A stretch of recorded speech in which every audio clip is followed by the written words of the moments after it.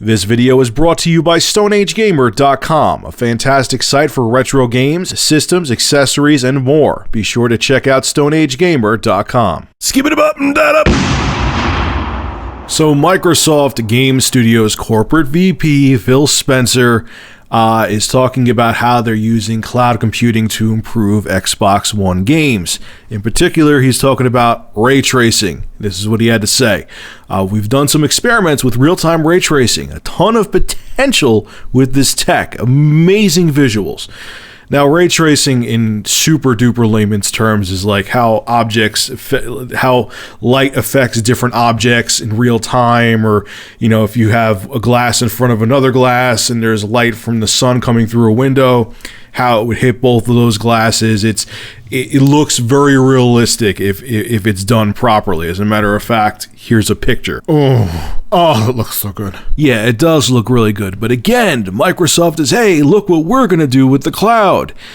And a lot of other people just don't see how in the near future, I'm saying near future, cloud computing eventually is going to be a thing, a huge thing.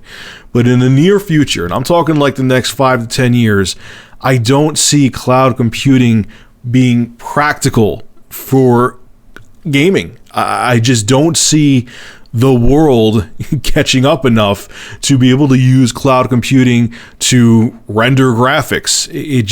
I don't see it. It doesn't. I'm just shocked that Microsoft keeps talking about this. I mean, even people like Mark Cerny.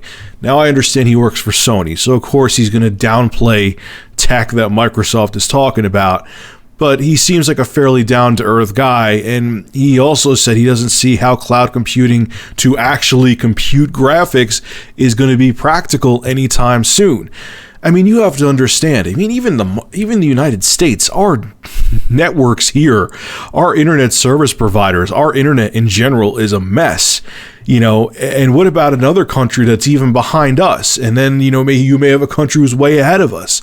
Now, I could see maybe a few years from now, cloud computing being a novelty when it comes to gaming, where a game will be released by whatever developer, and hey, if you have super fast internet, you know, her boobs will jiggle more, or maybe, you know, his chest hair will glisten more, because we could use real-time ray tracing to have the light reflect off of it in a more realistic fashion.